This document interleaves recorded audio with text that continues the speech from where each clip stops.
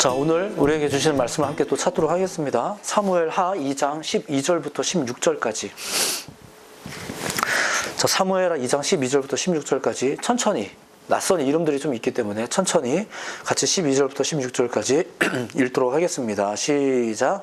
넬의 아들 아브넬과 사울의 아들 이스보셋의 신복들은 마하나임에서 나와 기브온에 이르고, 수루야의 아들 요압과 다윗의 신복들도 나와 기브온 목가에서 그들을 만나 함께 앉으니 이는 못 이쪽이요 그는 못 저쪽이라. 아브넬이 요압에게 이르되 원하건대 청년들에게 일어나서 우리 앞에서 겨루게 하자. 요압이 이르되 일어나게 하자 하매 그들이 일어나 그 수대로 나아가니 베냐민과 사울의 아들 이스보셋의 편에 12명이요 다윗의 신복 중에 12명이라. 각기 상대방의 머리를 잡고 칼로 상대방의 옆구리를 찌르매 일제히 쓰러진지라. 그러므로 그곳을 헬갓 하수림이라 일컬었으며 기브온에 있더라. 아멘. 우리 한 주간도 다 평안하게 지내셨는지 우리 옆에 있는 분들하고 인사하겠습니다. 하나님이 당신을 사랑하십니다. 사랑하십니다. 네.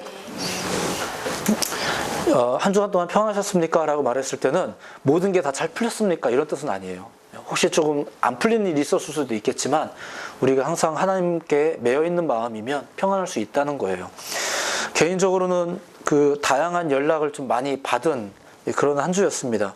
뭐 긴급한 기도의 요청도 있었고, 또 너무 오랜만에 소식이 닿은 옛 제자의 또 기도 요청, 그리고 함께 예배자로서 또 성경 공부 모임 등을 또 이렇게 개척했던 그런 지체와의 만남도 있었고, 헌신의 마음을 또 결단해준 젊은 커플의 연락도 있었고 뭐 그랬습니다. 너무 감사하면서도 특별히 그 긴급한 기도의 제목을 나눠주시는 분들을 뵐 때면 얼마나 간절한 마음으로 연락을 주셨을까, 심지어 나한테까지 이제 그런 생각이 들면 괜시리 좀 죄송도 하고 또 아쉬운 마음이 좀 크게 다가옵니다. 짐작은 했지만 역시나 지금의 시대가 이런 식으로는 충분하지 않습니다. 뭐 새로운 예배 방법이나 또 형식을 고민해야 되는 뭐 그런 시대가 이미 됐지만 방법의 문제가 아니라는 것을 우리가 좀 눈치챌 필요가 있다는 거죠. 직접적으로 만나서 소통하는 게 이제 설령 어렵다 하더라도 여전히 오늘날의 성도들이 조금 더 그 성령의 그 인격적인 임재와 소통을 좀 사모하는 그런 신앙인이어야 하지 않겠는가. 하나님의 어리석음이 사람보다 지혜롭고 하나님의 약하심이 사람보다 강하다는 말씀이 있습니다. 그 하나님의 말씀을 따라서 좀 그 관계와 소통을 지향하는 그런 삶을 좀 살아가야 되지 않겠나, 이런 생각이 또 한 번 듭니다. 그것이 성령의 사역이고 그것이 오늘날 교회를 향한 하나님의 부르심인 것을 믿습니다. 그 언어가 없어도 소통이 가능합니다. 그런 것처럼 만남이 쉽지 않아도 성령의 역사는 부족함이 없어요. 그렇기 때문에 믿기만 한다면 상황이 불리한 건 맞지만 이 상황에 대한 원망이나 혹은 정반대로 뭐 안주함에 빠져 계시기보다 다만 하나님의 그 선하신 능력을 더욱 믿고 또 사모하는, 구하면, 고민하면, 사랑하면 방법은 나와요. 오늘도 그 말씀을 믿을 때, 이러한 말씀을 믿을 때 하나님께서 지혜도 주시고 또 사랑의 마음도 주신다는 거, 사랑할 기회도 주신다는 거 믿으며 오늘 예배 가운데 들어갔으면 참 좋겠습니다.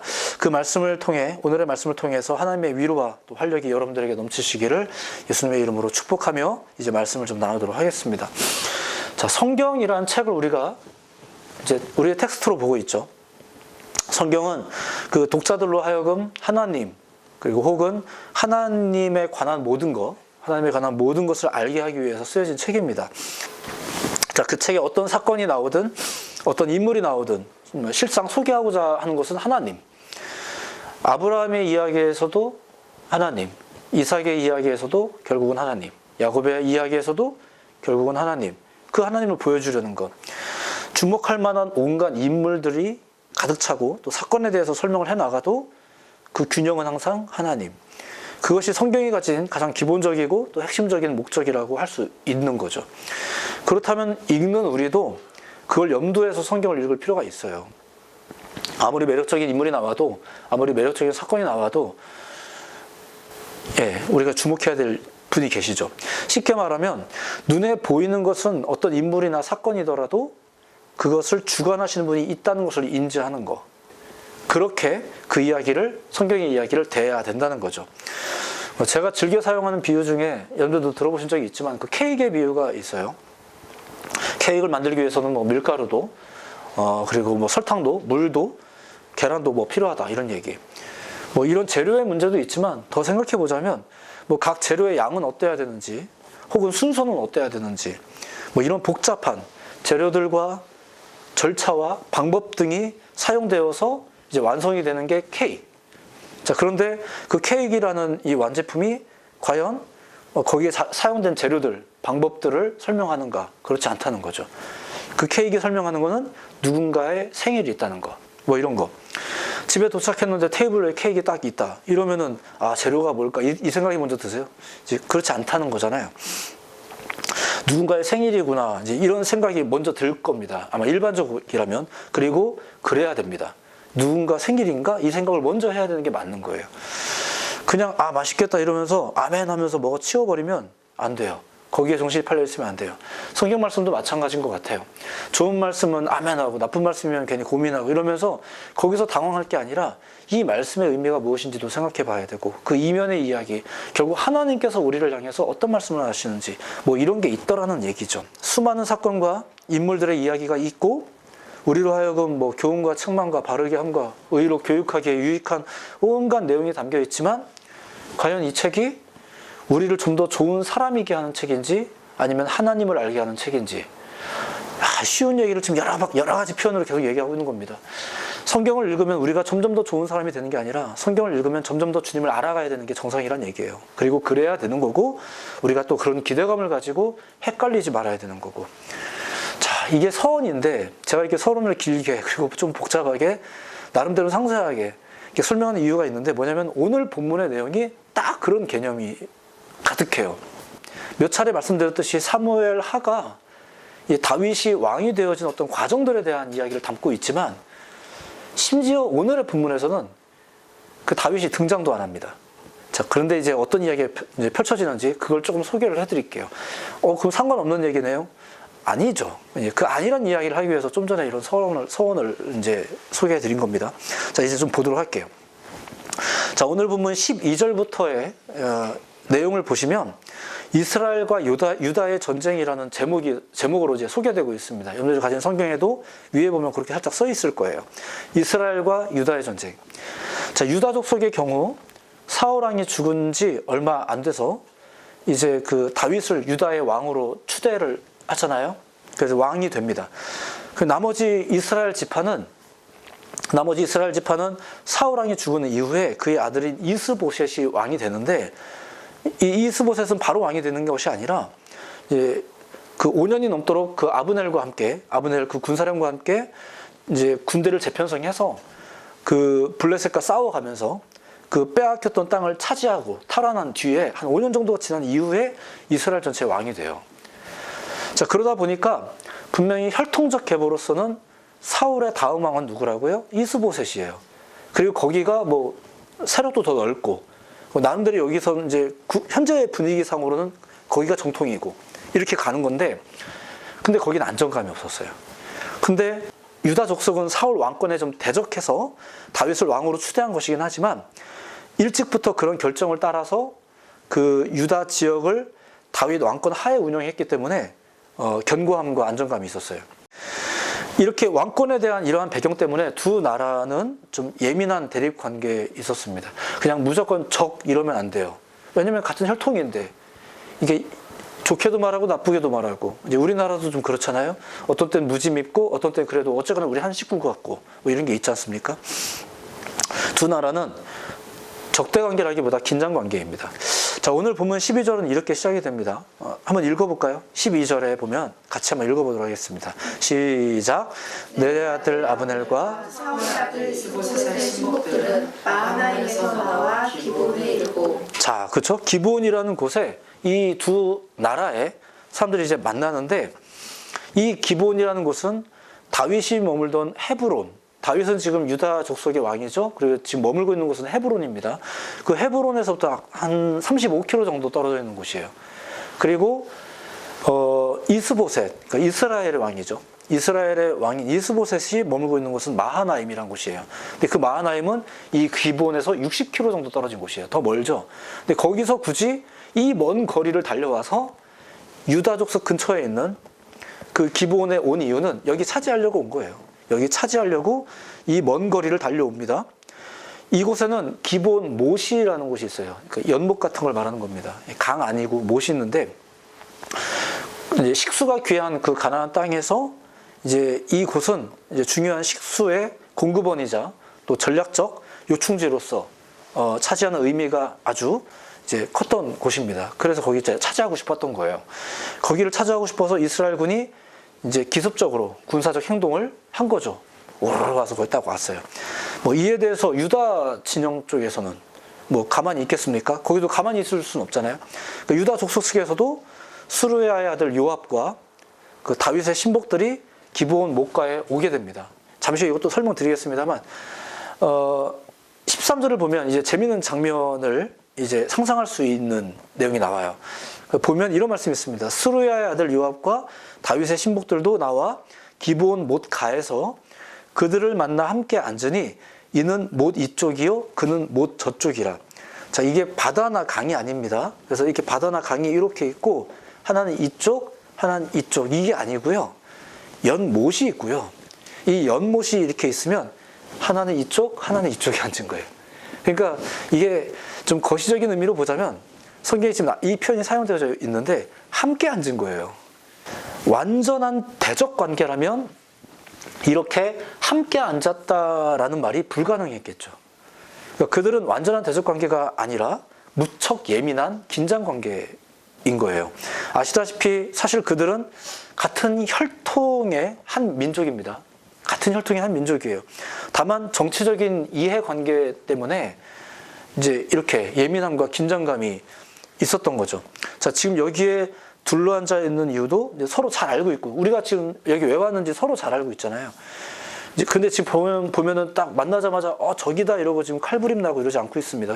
같이 앉았대요. 그래서 일단 뭐 다른 조치들을 하고 있는 건지 모르겠는데 같이 앉았답니다. 자, 그렇게 약간은 아슬아슬한 분위기에서 한 자리에 모여 있었습니다. 그런데 이제 이스라엘 쪽의 팀장인 이제 아브넬이 유다 쪽의 팀장인 그 이제 요압에게 제안을 합니다. 뭐냐면은 원하건대 청년들에게 일어나서 우리 앞에서 겨루게 하자 이렇게 얘기해요. 그러자 요압도 그러자 이렇게 얘기합니다. 그게 좋다고 생각된 것 같아요. 여기서 원래 겨루게 하자라는 것은 사전적인 의미로 봤을 때는 비웃다, 조롱하다라는 뜻이 있더라고요. 자, 그러니까 이건 사실은 기세 싸움이 되어야 되는 게 맞아요. 근데 잠시 후에 소개하겠지만 이들은 기세 싸움을 한 게 아니에요. 이 단어로만 본다면 단순히 상대방의 약점을 헐뜯고 비웃고 욕하는 일종의 기세 싸움 같아 보여야 되는데, 기세 싸움이 되어야 되는데 실제로는 처절한 칼부림이 나는 그런 대결이 벌어지죠. 갑자기 생각이 나서 유튜브에서 찾아봤는데 예전에 한국 코미디 영화 중에 황산벌이라는 영화가 있었어요. 근데 보신 분 있는지 모르겠지만 양측의 대표자들이 나와서 욕만으로 이제 서로 싸우는 장면이 나와요. 역사적인 사실인지는 잘 모르겠지만 누가 더 심한 욕을 하나, 누가 더 상대방에게 마음의 상처를 주나, 이게 말로만 이런 싸움을 합니다. 일종의 기세 싸움이죠. 그러니까 사전적인 의미로 보자면은 저들이 겨루게 하자라는 게 이래야 되는데 실제로 잠시 후에 보면 펼쳐지는 장면이 그렇지 않아요. 오늘 본문의 싸움은 각 팀별로 12명씩 나와서 대표전이죠. 대표전. 이 대표전인데 어느 정도로 격렬하게 싸웠냐면은 16절의 표현에 의하면 각기 상대방의 머리를 잡고 칼로 상대방의 옆구리를 찌르매라고 나옵니다. 자, 상상하기 쉽죠? 잘 보세요. 각기 상대방의 머리를 잡고 칼로, 한쪽 손에 칼이 있는 거죠. 칼로 상대방의 옆구리를 찌르고. 자, 뭐가 없지 않나요? 뭐가 없어요? 방패 없잖아요, 방패. 그러니까 보호 장비는 없고 공격 장비만 가지고 찌르는 거예요. 서로가 24명이. 이 싸움은 무조건 상처를 입히는 싸움이에요. 자기를 보호하기 위한 장비 없이 12명이 서로 상처만 입히기 위한 목적으로 싸우는 싸움이에요. 이건 기세 싸움을 좀 넘어섰죠. 너무 날섰고 너무 날카로운 거예요. 모두가 다 가시적으로 지금 싸우고 있진 않아요. 몇 명만 나와요. 몇몇 교회만 TV에 나와요. 몇몇 사람들만 욕하는 것 같아요. 몇몇 사람들만 댓글로 남기는 것 같아요. 그런데 여기는 뭐 방어 장비가 없어요. 오로지 다 공격 장비만 가지고 싸우고 있어요. 어떤 일이 벌어질까요? 방패도 없이 오로지 공격 무기만 가지고 상대방에게 상처를 입히는데 집중하는 처절한 싸움. 요게 요 대표전이었었어요. 원래 그런 건지는 잘 모르겠는데 아무튼 여기는 그랬대요. 그리고 또 한 가지 생각할 게 있어요. 그게 뭐냐면 대표전이 가지고 있는 기능이 있어요. 대표전이라고 하는 것이 가지고 있는 기능. 그 대표전을 통해서 승부를 결정하는 거죠. 이게 무슨 말이냐면은 전체가 다 싸우지 않아도 그 대표들만의 싸움으로 승자와 패자를 구분하는 거예요. 이런 대표전을 왜 할까요? 최대한 상처 입은 자들을 줄이고 최대한 손해를 줄이기 위해서 이런 대표전을 보통 하는 거잖아요. 근데 오늘 본문의 대표전은 조금 달랐죠. 뭐냐면은 이 대표들이 다 죽은 거예요. 다 죽었어요. 그러니까 다 죽으니까 그걸 지켜보고 있던 양측이 다 죽었네, 뭐 다음 대표 내보낼까라든가 혹은 뭐 승패가 나뉘었다든가 이게 되는 게 아니라 오히려 그 아슬아슬했던 관계가 그 아슬아슬했던 분위기에 기름을 부은 꼴이 돼버려요. 전면전이 펼쳐지는 거예요. 그럼 대표전 왜 한 거예요? 대표전을 할 필요가 없잖아요. 원래는 대표전이 가지고 있는 중요한 기능 중에 하나가 최소한의 손실을 가지고 승패를 나누는 건데 난리가 난 겁니다. 그나마 아슬아슬했던 긴장감, 우리 안에 좀 남아있던 그나마 뭐 어떤 한민족이나 이런 것들이 다 무너지는 거예요. 날이 바짝 서 있으니까 싸움이 벌어져요. 전면전으로 벌어집니다. 자, 그렇게 이스라엘과 유다는 기브온 못가를 차지하기 위해서, 기브온 못을 차지하기 위한 본격적인 싸움을 하게 되는데, 분위기는 이제 유다 족속이 좀 이기는 분위기로 넘어갑니다. 이제 그러다가 보니까 이스라엘 팀의 리더였던 아브넬이 도망을 가게 되는데, 그때 유다 쪽에 이제 대장인, 유다 쪽의 리더인 요압, 그의 동생인 이제 아사헬이 이제 그 아브넬을 쫓아가는데 우리 편이 이기고 있으니까 좀 뭐 기세가 등등했던 것 같아요. 막 쫓아갑니다. 뭐 자기가 이길 것 같았나 봐요. 막 쫓아가는데 이 아사헬이라는 사람은 다윗의 30용사 중에 한 명이기도 했고 워낙 용맹했고 또한 발이 굉장히 빠른 사람이었다고 해요. 그래서 이 아브넬을 쫓아갈 때도 아마 제일 먼저 쫓아가지 않았나 뭐 이런 생각이 듭니다. 아주 훌륭한 군대 장관이라고 이제 소개되고 있더라고요. 근데 그는 이 싸움에서도 그렇게 아브넬을 쫓아가죠. 자, 근데 안타깝게도 기세 등등하게 쫓아갔는데 아사헬이 죽어요. 이 아브넬에게. 실제로 붙어보니까 발은 빠른데 싸움은 잘 못했던 것 같아요. 아무튼 죽습니다. 자, 이 싸움은 이제 이렇게 해서 마무리가 되는데 유다 쪽은 20명 정도가 죽었고 그리고 이스라엘 쪽은 이제 360명 정도가 죽었다라는 이제 기록이 있더라고요. 그러니까 이게 분위기 봐서는 유다가 이긴 것 같긴 해요. 그런데 사실 전쟁의 성과로 본다면 유다가 이긴 것 같지만 따지고 보면 사실상 이 싸움 자체는 모두에게 상처만 남기는 그런 싸움이었다는 거죠. 이것이 이 사건 자체가 주는 결론입니다. 뭐 20명 정도는 잘 추모하고 뭐 이렇게 넘어가면 되는지 모르겠는데 전쟁이라는 게 이렇게 슬픈 거예요. 어떻게든 상처가 나오니까. 근데 어쨌거나 이 아슬아슬했던 관계가 날선 관계가 되고 통제가 되지 않는 방어 기제 없이 오히려 공격 기제만 가지고 상대방에 상처 입히는 걸 목적으로 싸우고 자기가 이길 줄 알았는데 또 죽고 이런 아주 불안정한 풍경들이 동시다발적으로 일어나서 이 난리가 나고 이 싸움은 상처뿐으로 마무리가 돼요. 자, 그런데 여기까지가 이 전쟁에 대해서 이 싸움에 대한 결론인데 이제 3장 1절로 넘어가야 되지 않습니까? 2장이 끝났으니까 3장 1절에 넘어가면 이런 결론으로 이어져요. 이게 참 묘해요. 그리고 이게 3장 1절뿐만이 아니라 이후에 4장, 5장, 6장에도 보면 그런 식의 전개가 계속 진행돼요. 뭐냐면 3장 1절 한번 읽어볼까요? 같이 읽어봅시다. 시작. 사울의 집과 다윗의 집 사이에 전쟁이 오래매 다윗은 점점 강하여 가고 사울의 집은 점점 약하여 가니라. 아멘. 이게 조금만 깊이 생각해 보면 되게 아이러니한 표현이에요. 그리고 마치 어떤 의도가 있어서 이런 글을 썼나라고 생각이 될 만한 그런 구절이라는 거죠. 뭐 20명밖에 안 죽었으니까 이긴 거예요? 뭐 그런 의미로 썼는지는 잘 모르겠지만 어쨌거나 성경은 유다가 이겼다라고 말하지 않고 다윗의 집안이 강성해져 갔다라고 이야기해요. 그 이후의 이야기도 다 소개할 수 없지만 너무 재밌어요. 재밌는데 이후의 이야기가 소위 주변의 변두리 이야기인데 그 이야기가 계속 전개가 되는 거죠.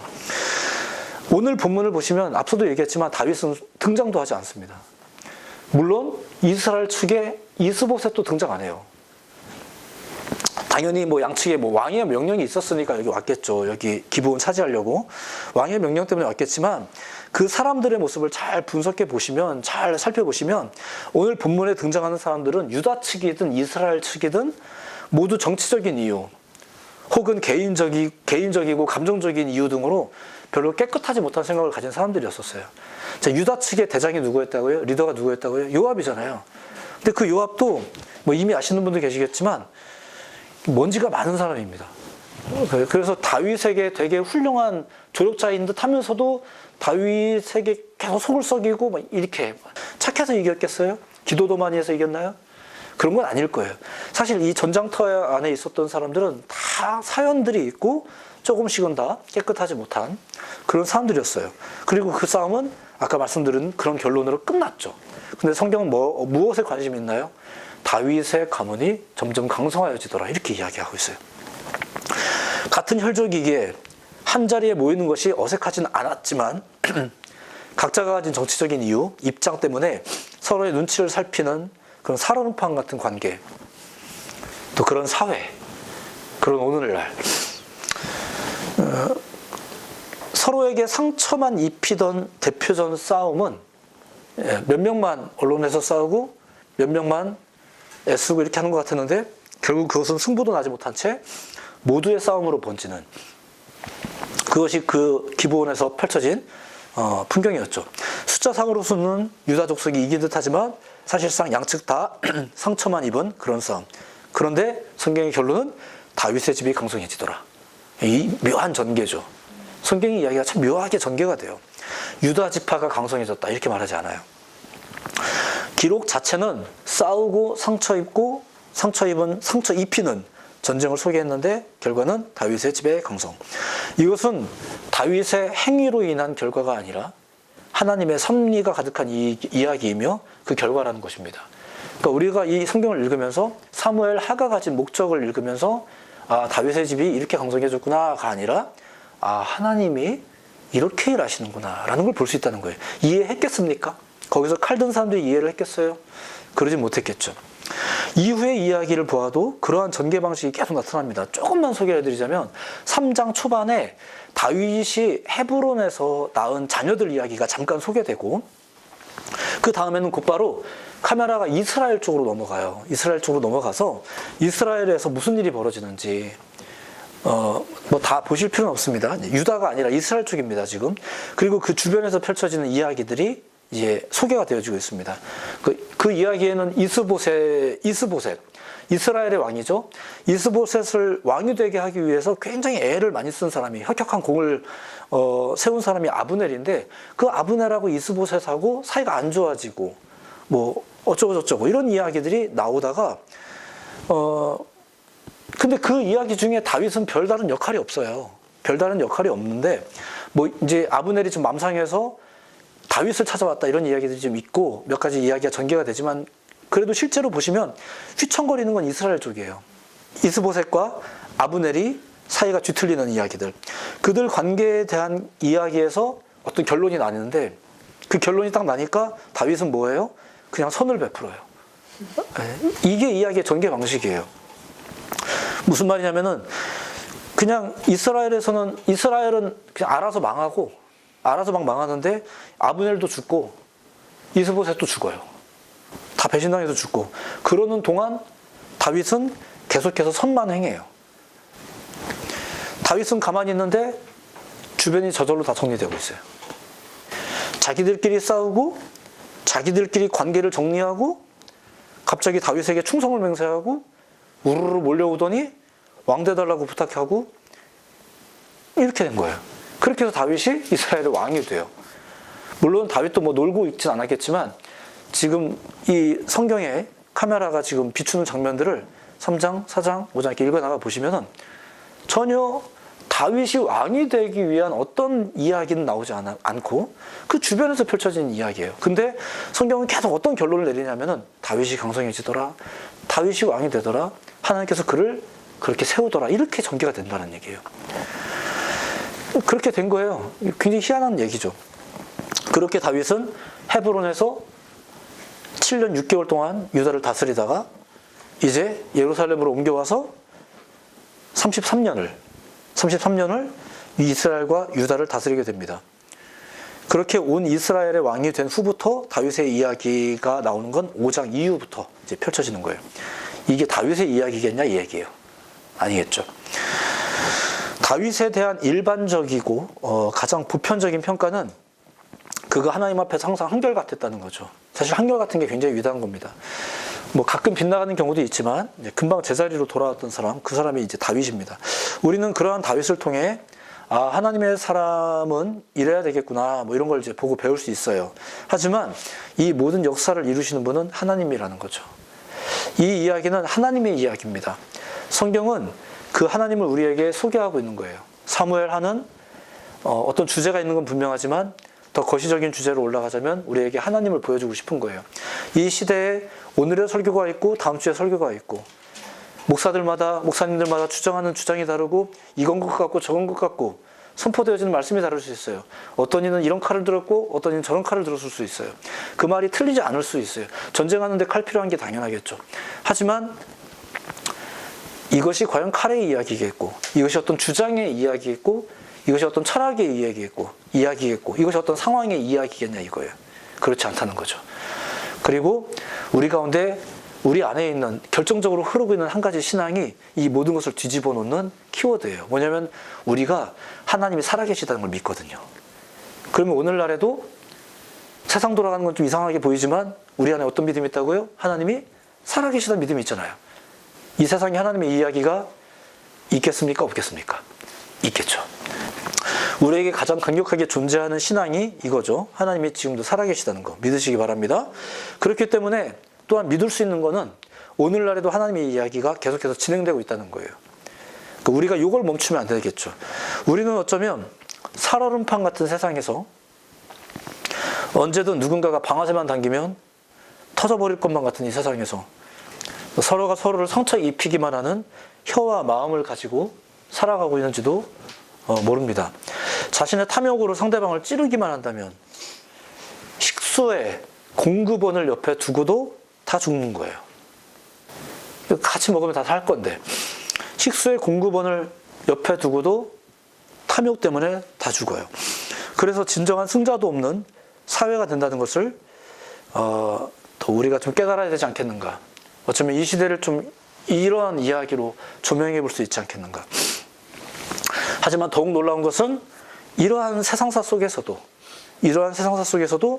하나님은 당신의 뜻과 당신의 사람들을 강성하게 하더라라는 이야기가 있다는 거죠.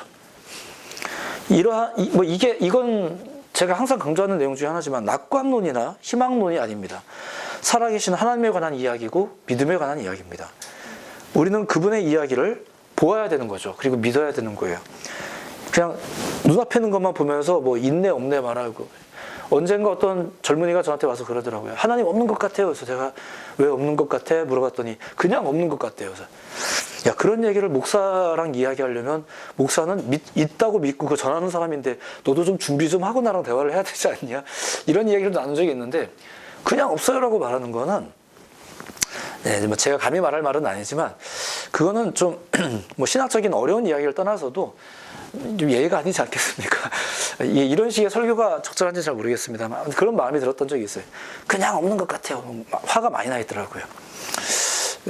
조금만 눈을 뜨면 좀 멀리 보시면 좀 어떻겠나 좀 이런 생각이 좀 들었던 적이 있습니다. 성경 속에서 기록된 것을 보시면 알 수 있어요. 또한 더 나아가 지금의 시대를 보아도 알 수 있어요. 사실 모르는 게 오히려 이상한 거죠. 왜냐하면은 다를 게 없기 때문에 그래요. 이제도 계셨고 전에도 계셨고 오늘도 계시고 앞으로도 계실 분이시기 때문에 그래요.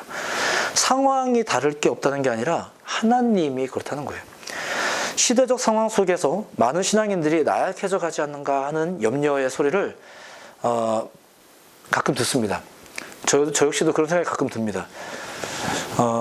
근데 조금만 더 생각해보면 우리는 본래 약했습니다. 앞으로도 주로 약할 예정입니다. 그런 전망이에요. 더 공격적으로 이야기하자면 그렇습니다. 설령 우리가 강해져도 그게 진정한 승부수가 되겠냐 이거예요. 다만 그 살아계신 하나님으로 인해서, 그분의 섭리하심으로 인해서, 우리의 약함을 강하게 하시는 그분으로 인해서, 더 나아가 우리가 어느 정도까지의 강함이 문제가 아니라 오직 그런 일들을 지어 성취하시는 하나님으로 인해서 결국은 믿음의 강성함이 성취된다는 것, 그런 주의 백성들이 일어나게 된다는 것, 우리가 그 믿음을 놓지 않는 게 중요한 거죠. 제가 중국 땅에 갔을 때도 여전히 통일은 될 것이고 북한은 회복될 거라고 믿는 북한 분들, 그런 상황에서도 그런 믿음을 갖고 계세요. 대단하시죠. 오히려 많이 부끄러웠던 기억이 납니다. 이스라엘의 패망함과 더불어 비참한 포로기를 보내는 중에도 약하고 약해진 신정국가의 몇 안 되는 백성들을 놓고도 하나님은 당신의 나라가 반드시 회복되고 강성해질 것을 예언하시곤 하셨습니다. 주님은 어떤 가능성에 대해서 말씀하시든가 상황에 대해서 말씀하신 것이 아니라, 우리를 혹은 설득하신 게 아니라 돌이키는 자들, 믿는 자들이 세워져야 함을 말씀하시는 거죠. 그러니까 믿으면 돌이켜져요. 믿으면 굳건하게 설 수 있어요. 그래서 누가 믿겠나 싶겠지만 보세요. 믿는 자들은 여전히 존재하고 세워지잖아요. 그렇게 하나님은 당신의 사람들을 통해 당신의 나라를 강성하게 하실 것입니다. 또 그게 여러분이 되시기를 예수님의 이름으로 축복해 드립니다. 어렵고 힘듭니다. 우리가 견디고 버티자. 이렇게 지금 이 어렵고 힘든 세상을 우리의 이야기로 만들지 말고, 어렵고 힘든 것 같아요. 예전보다 더 그런 것 같아요. 앞으로도 그럴 것 같고, 사실 희망이 잘 안 보이는 것 같기도 하고, 여러 가지 이런 좀 부정적인 예측을 할 수 있는 그런 이 지구 마을의 지금 현상이겠지만, 믿음을 가진 사람들의 특징이 뭐겠습니까? 하여간 어떻게든 그렇게 소망함이 있어요. 어떻게든 희망함이 있어요. 어떻게든 사모함이 있고, 어떻게든 그렇게 별로 가진 것도 없는데 강한 믿음과 강한 표정과 강한 밝음을 가지고 있어요. 왜일까요? 그게 그들의 이 마음 속에, 그들의 영혼 속에 하나님의 이야기가 흐르고 있기 때문이죠. 너무 바빠서, 너무 힘들어서 그 얘기를 제껴버리고, 저도 알기는 아는데 이러면서 덮어버리고 자기의 이야기를 흘려가면은 이상하게 항상 지쳐 살아요. 항상 약하게 살아요. 가지면 가질수록 약해요.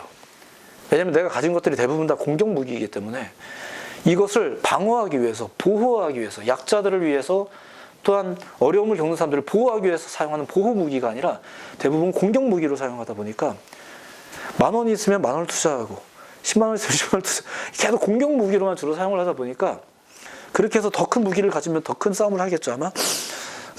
구조 자체가 이런 식이 되다 보니까 분명히 우리는 많은 것을 발전이라는 미명하에 가지고 있지만 항상 불안하죠. 아슬아슬해요. 누가 막 화 안 냈으면 좋겠어요. 더 많이 가진 사람이, 더 큰 무기를 가진 사람이 화 안 냈으면 좋겠어요. 저렇게 위험한 나라들에서 막 화 안 냈으면 좋겠고, 이렇게 얌전한 나라가 화나지 않았으면 좋겠어요. 이런 마음들이 좀 여러분들은 안 드시나요? 그런 마음이 있더라는 거죠. 이 세상 보면 그래요. 그럼 소망이 없나요? 다 포기해야 될까요? 어디 이렇게 우리도 다 이렇게 어디로 숨어 들어가야 되나요? 땅굴 파고 막 이렇게 들어가야 돼. 근데 하나님을 생각하면 좀 생각이 좀 바뀌어요. 하나님을 생각하면 그래도 뭔가 여기에 다른 이야기가 흐를 거라는 기대감이 있어요. 우리가 그걸 볼 필요가 있는 거죠. 이 시대에 어려움이 있습니다. 잘 견딥시다. 잘 버팁시다. 이런 권고를 성도님들에게 드리고 싶기도 하지만, 이 말씀을 통해서 여러분들에게 소개해드리고 싶은 것, 오히려 더 강력하게 권해드리고 싶은 것은 하나님의 이야기에 주목하셔야 됩니다. 그리고 하나님의 이야기를 사모하셔야 되고, 눈을 부릅뜨고 그걸 보셔야 돼요. 같은 한국말 쓰고 있다고 말이 다 통하는 게 아니에요. 집중해서 들으셔야 돼요. 집중해서 들으셔야 돼요. 어딘가에서 무슨 소리가 들려온다는 히어링과 이게 무슨 소리지 하고 듣는 리스닝이 다른 거예요. 잘 들으셔야 돼요. 그래야 하나님의 음성이 들려요. 그리고 볼 수 있어요. 성경을 통해서만 보는 게 아니에요. 이 시대를 통해서 다 볼 수 있어요. 아, 하나님께서 우리에게 이런 걸 요청하시는구나. 그걸 하시는 거예요. 그걸 보시는 거예요. 그게 믿음이겠죠. 오늘 본문에 한 번도 등장하지 않는 다윗은 그렇게 강성해져 갑니다. 왜냐하면 하나님이 하시고 계시니까. 하나님께서 역사하고 계시니까 우리 가정 가운데서도 또 우리 예배자들 가운데서도 이 영상을 보시는 분들의 삶 속에서도 그런 하나님의 역사가 있기를 예수님의 이름으로 축복해 드립니다.